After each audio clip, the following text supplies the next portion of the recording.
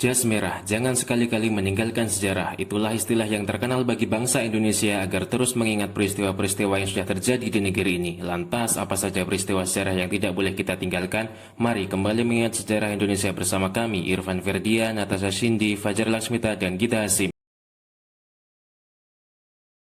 Pada 1944, kedudukan tentara Jepang di medan Perang Pasifik semakin terdesak. Jepang kalah di berbagai medan pertempuran. Ditambah dengan timbulnya pemberontakan oleh rakyat Indonesia, maka kedudukan Jepang semakin terjepit. Untuk menarik simpati rakyat Indonesia, Jepang mendirikan BPUPKI. Pada sidang BPUPKI, dirumuskanlah dasar negara yang diresmikan pada 1 Juni 1945. Pada 16 Agustus 1945, terjadi peristiwa Rengas Dengklok, di mana golongan muda mendesak golongan tua untuk memproklamasikan kemerdekaan Indonesia. Proklamasi. Kami, bangsa Indonesia, dengan ini menyatakan kemerdekaan Indonesia. Setelah proklamasi kemerdekaan Indonesia, para pahlawan kita masih banyak melakukan peperangan untuk mempertahankan kemerdekaan Indonesia.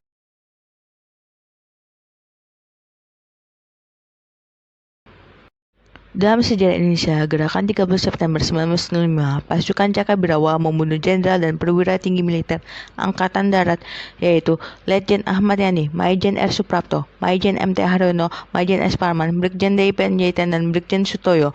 Panglima Militer Ahmad Nasution lolos, putrinya Adirman Nasution dan Leto Tendean tewas ditembak. Korban lainnya yaitu Brigpel KS Tubun, Brigjen Katamso, dan Letkol Sugiono. Ketujuh perwira tinggi yang gugur tersebut dianugerahi gelar pahlawan revolusi. Karena situasi politik yang memburuk setelah meletusnya G30 SPKI, Sidang Istimewa MPRS Maret 1997 menunjuk Soeharto sebagai pejabat presiden. Orde Baru pasti mencapai tujuan cita-citanya. Seluruh rakyat Indonesia dalam tujuannya mencapai masyarakat adil dan makmur berdasarkan Pancasila. Integrasi Timor Timur untuk bergabung dengan NKRI sejak 1976 belum menyelesaikan masalah. Setelah 2 dekade, 200.000 orang justru terbunuh karena pertempuran, kelaparan, dan penyakit.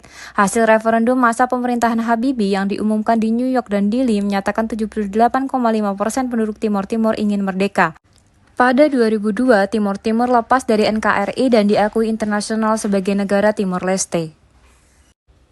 Indonesia telah merdeka sejak 1945, namun belum sepenuhnya terkait implementasi amanah Undang-Undang Pasal 28E ayat 3 yang menyatakan setiap orang berhak atas kebebasan berserikat, berkumpul, dan mengeluarkan pendapat.